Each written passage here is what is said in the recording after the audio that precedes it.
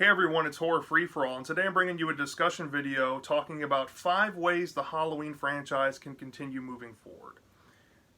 I recently watched Jimmy Champagne's video of him talking about this exact same topic, and I'll put a link down in the description of this video because I thought that he brought up a lot of valid points, and even though I don't necessarily agree all the time with Jimmy's opinions on movies, I do think that a lot of the ideas he presented were valid, right? However, I made a comment and it seemed to be getting a lot of likes, so I figured I'd make a video maybe adding some more ideas that I have and kind of fleshing them out in a discussion form, just to, put my thoughts out there and throw my hat in the ring. Don't take it as me, trying to come down on Jimmy or anything. It's just, I kind of just want to contribute to the discussion. All right. So, I know how divided the Halloween fan base is, especially after David Gordon Green and Danny McBride made this haphazard trilogy that we got over the past 5 years. And some fans think that the trilogy's a fitting end to the franchise. They don't need any more films, nor do they want to see any more. And that's fair. And I also see some casuals making that sentiment. But the other side is saying that, no, we need a rectification for this trilogy, which I don't 100% agree with. I think the trilogy, even though it's not great in its totality, still produced some very fun movies, I'm just in the camp where the more movies you give me, the better. And the Halloween franchise is a very historic one. Dates back to 1978. John Carpenter and Deborah Hill, Irvin Yablans, Mustafa Akkad, all wanted just to make a movie, right? And the movie became an iconic film. It pretty much birthed the slasher phenomenon. And there were some direction changes throughout the history of the franchise. Some are more revered in memory, at least these days. Some aren't. But that kind of just shows the trial and error that the people behind, making these movies over the years have gone to at least bring something to the fan base. And because David Gordon Green's films made so much money at the box office these past 5 years, I think it would be silly not to keep making more movies because the Halloween films have pretty much hit an all-time high in terms of profitability. Now, do you have to throw more budget into all these ideas I'm saying? No. They should probably stay, maybe 20 million tops, maybe 30 million if you're going for a certain aspect of the film that maybe will cost more money. But these are just ideas I think that can rebirth the franchise. Now some, I'm going to be honest, I think would work, but I've organized these in like my preference, like the ones I want to see least done. Yeah, this could work, but I really don't want to see that much compared to like my number 1, for example. So like I said, I've organized these, and just before we go any further, let me know down in the comment section, what ideas do you think that could work in the Halloween franchise moving forward, if they're going to continue making movies or additional content or whatever the case may be. So, in terms of just keeping the franchise going in the films, right? My number 5, my least favorite idea that I think would work is going for a second shot at a remake. Yes, I said it. I said the R word, remake. Some people are probably cringing, and I can understand why. The horror fan base, especially in the slasher fandoms, when they hear the word remake, cringe just comes to mind. But in the Halloween franchise, I think we've only had one stab at it, pun intended, and it was with Rob Zombie, right? And it's been, a good amount of time since that remake bubble had burst back in like 2013. And we started entering the age of requels. Now, there have been some soft remakes here and there, like the Wrong Turn franchise got a remake, Child's Play got a remake, What else got a remake? Hellraiser, you know. And I think there are some standalone remakes out there um, that are pretty decently made. Maybe not the greatest of their franchises, but they're not bad, you know, especially these days. And I think if they're going to go again at the remake with Halloween, here's the whole thing. I would expect a standalone movie first and foremost. If they're going to make additional movies on top of it, that's why I kind of put this dead last, because we got that go around with Rob Zombie. He only wanted to make one movie. The studio pressured him to make a second movie. You saw what he did there, divided the fan base with the second film. And then they were going to just continue on without him and go with Patrick Lussier and Todd Farmer with Halloween 3D, which I'll get into that movie in just a little bit. But nonetheless, I would love to see a remake tackled with a fresh idea.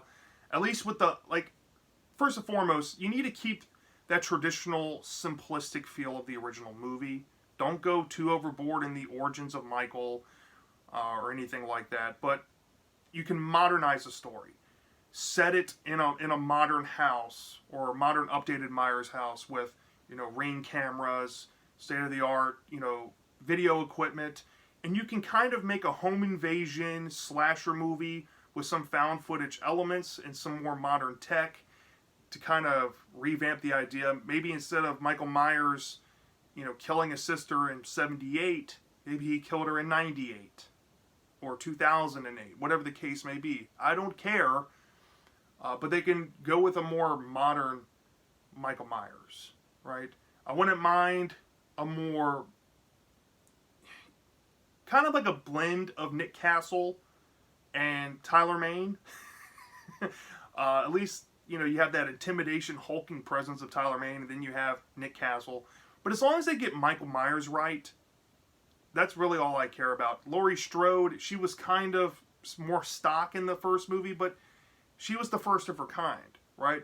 So in this remake, you would really need to diversify Laurie's character. I'm not talking about superficial things, but I'm talking about in terms of character writing.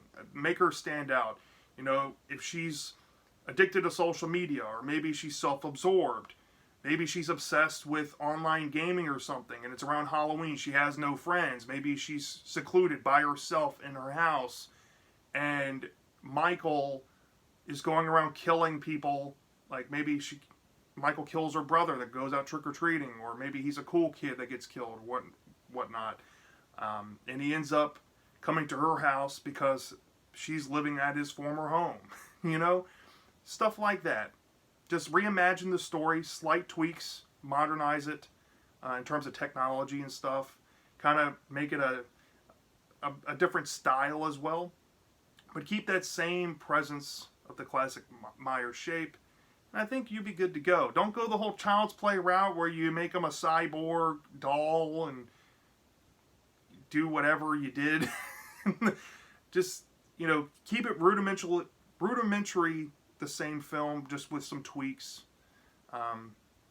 And, you know, if they're going to bring back Dr. Loomis, maybe make some more flashback elements with Loomis.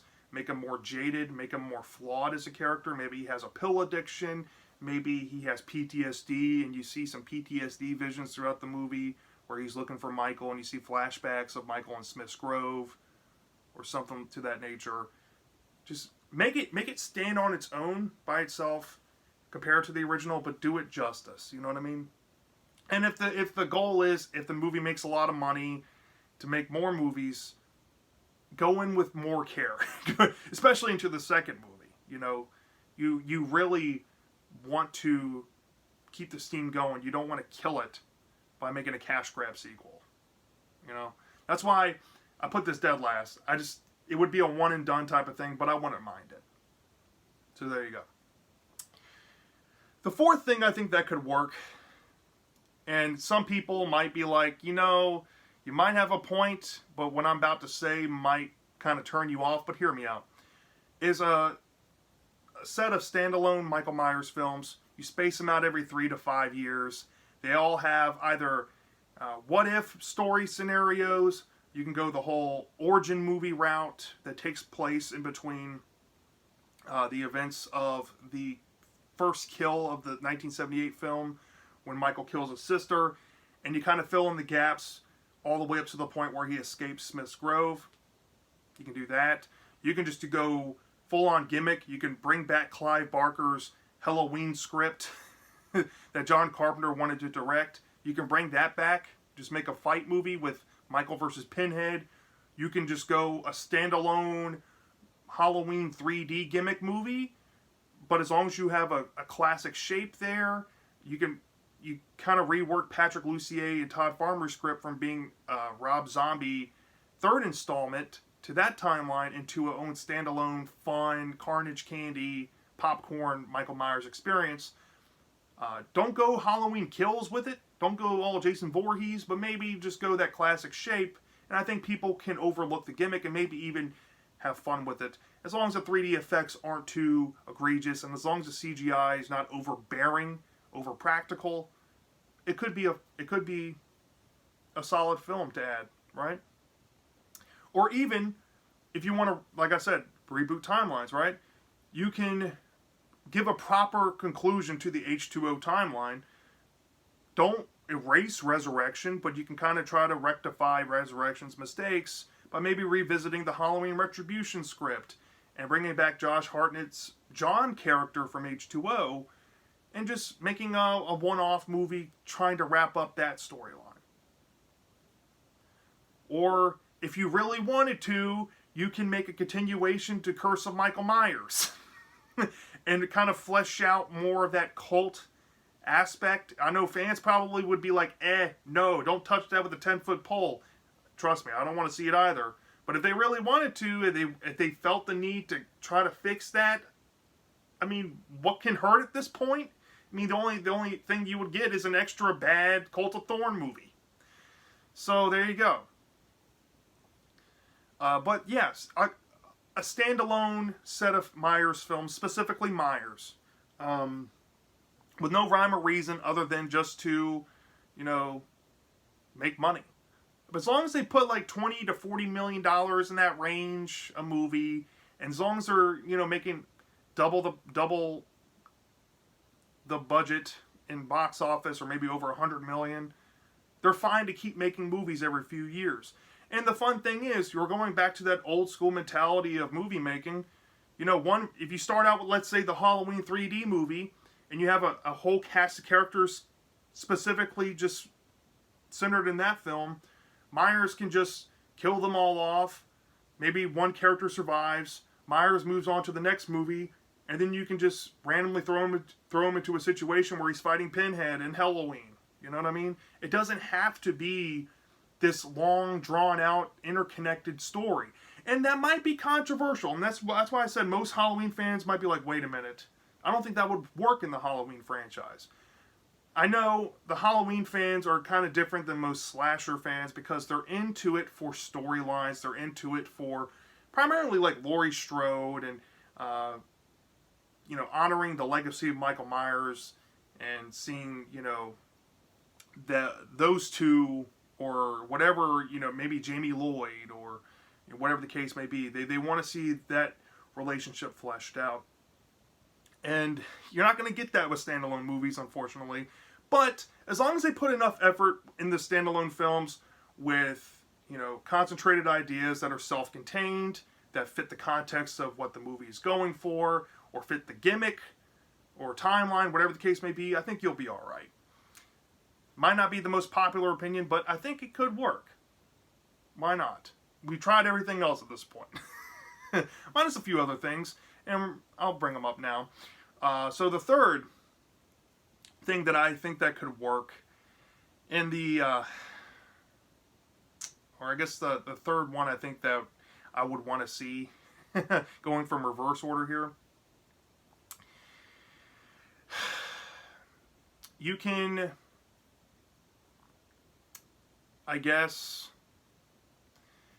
reboot the timeline from Halloween 1 and Halloween 2 that takes place on the night of 1978.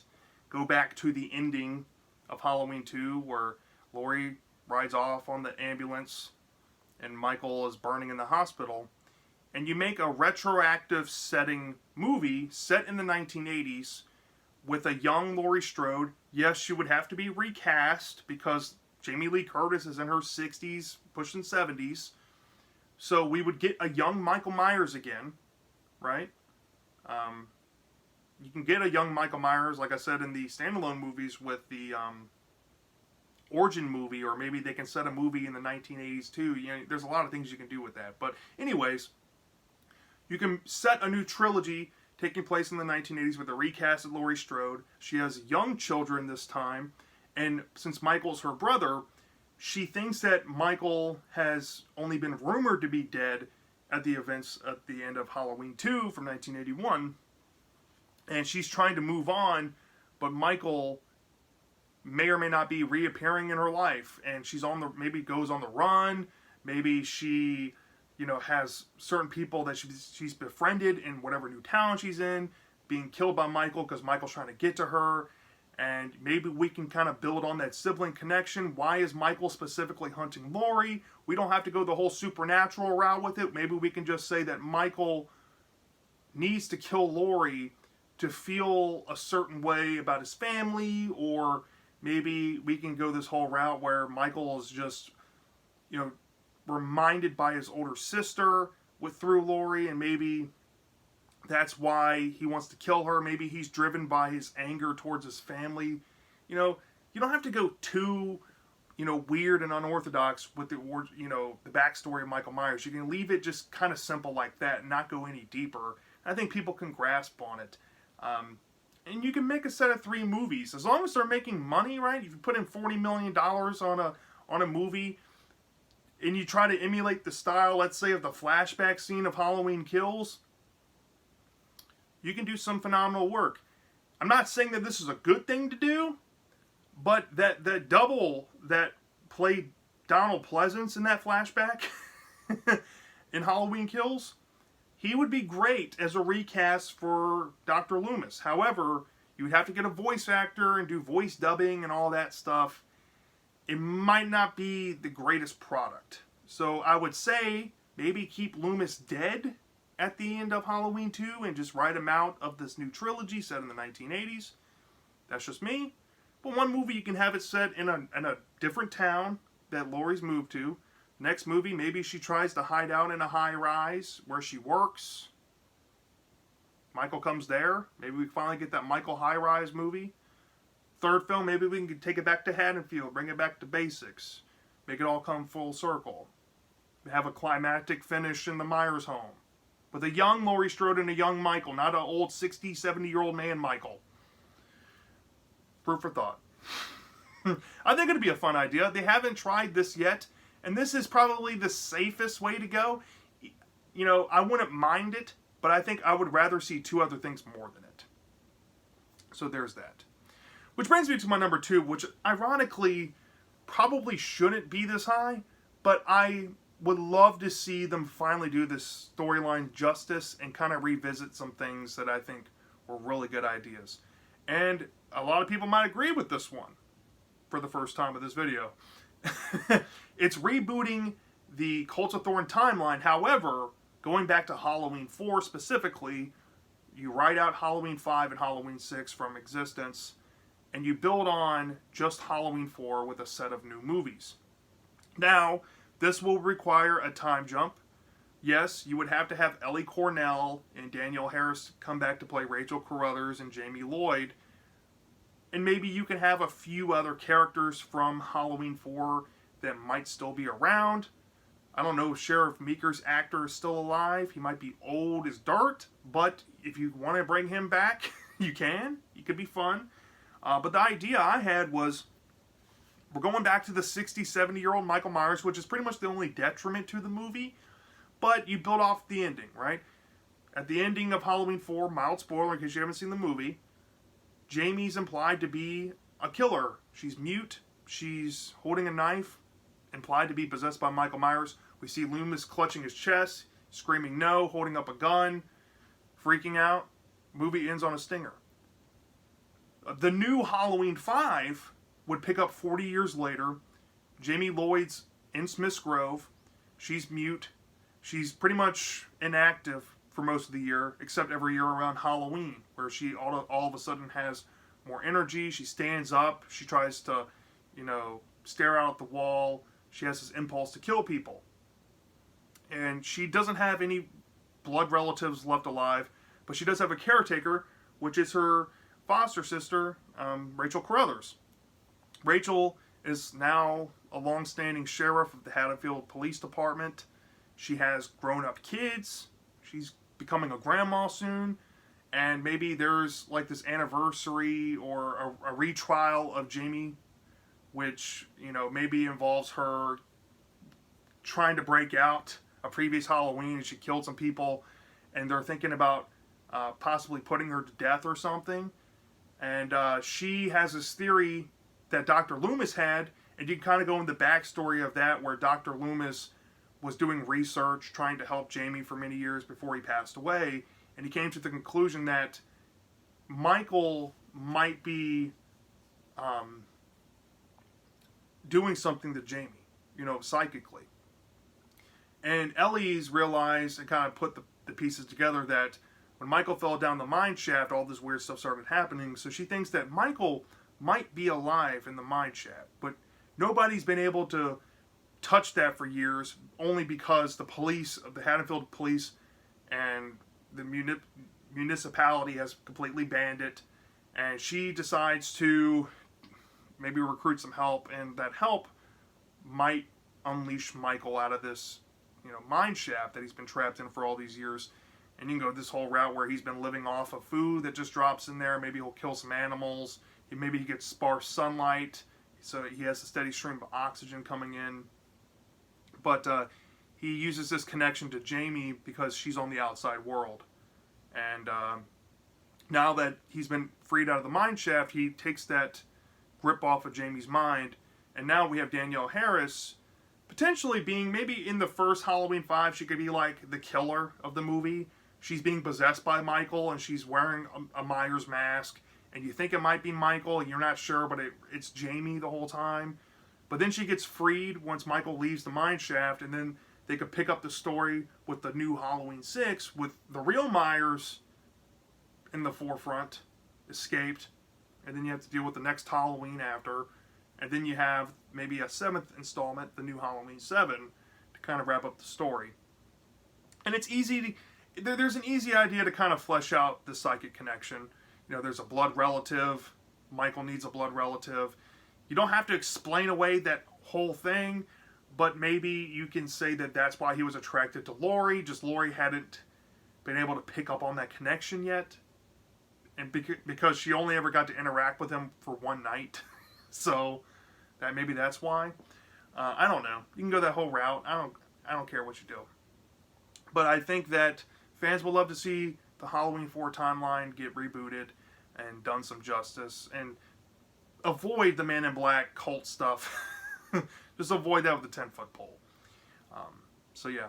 But my number one thing, I think would be a better way to continue the franchise and probably make it even more healthier, if I'm being honest, is go this semi-Myers, semi-anthological route. Now, there's a lot of avenues you can take with this. If they want to take it straight to streaming and make it like mini-series events, or maybe they plan out 5 mini-series events or 6 mini-series events, and they do 3-parters, and you treat them all like movies. You get one Myers, one anthological, standalone, set on Halloween story, kind of like Season of the Witch. Another Myers, another story like Season of the Witch, set on Halloween. And then you get whatever, one last movie with Myers, maybe interconnecting all the movies together, bringing in some supernatural elements, some more mythological elements based around the holiday of Halloween, and tying Michael Myers into it and how he fits in all this. You can go that route. Or you can just do a series of standalone Myers movies, standalone anthological movies, whatever the case may be. I think there needs to be at least some sort of anthological piece in the puzzle, because for the longest time, fans always said that Season of the Witch does not belong in the Halloween franchise. And that might be true to an extent, but more so these days, I think more and more people have come around on that film, and I think most fans can say this probably wholeheartedly. As long as Myers is sharing appearances with anthological movies, and maybe if they're all interconnected, that might make it better for them. There could be room for anthological ideas like Season of the Witch, but newer concepts, different stories, and I don't think fans would be that upset with it nowadays, especially if they go about it in a smart way, tell people transparently what they're going to expect, advertise it honestly. I think they'll be fine. They really would. And you know, I don't have a specific idea, but I think it would be the kick in the right direction. You know, this was John Carpenter and Deborah Hill's original intention with Dean Cundey, Tommy Lee Wallace. Tommy Lee Wallace walked off of Halloween 2 because it was another Myers movie. He said, no, I don't want to keep doing the same old thing.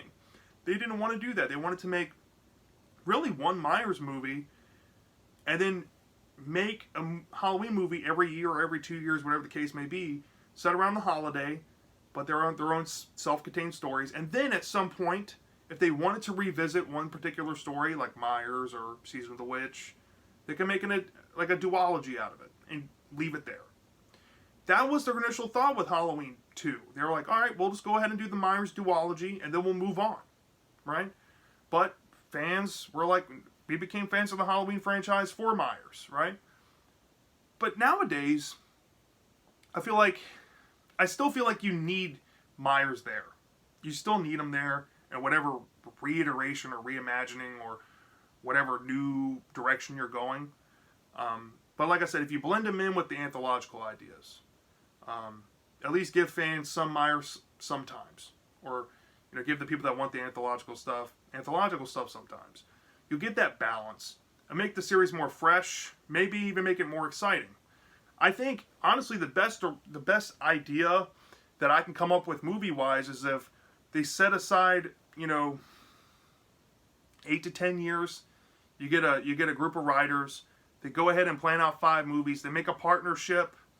They got the guaranteed funds. Now the only problem is with long planned franchises is that, let's say the first 2 are really good and fans like them. They make a lot of money. If the third one's a stinker and they get poor reviews, the fourth one's probably going to suffer on money, and then they're going to go into the 5th one limping.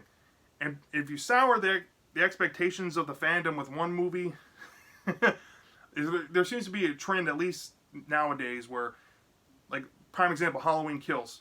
A lot of people didn't like that movie. They went into ends with very low expectations. And then some people liked Kills and went into ends with high expectations, and they had their expectations kind of deflated. You know what I mean?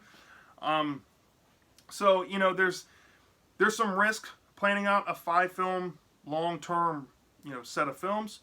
But as long as they put in the care and the effort there, and they bring some cool ideas, maybe to the mythos of Myers, or maybe to the world of Halloween itself, they'll be fine. I think fans would really enjoy it. They'll give them something to look forward to for a long extended period of time.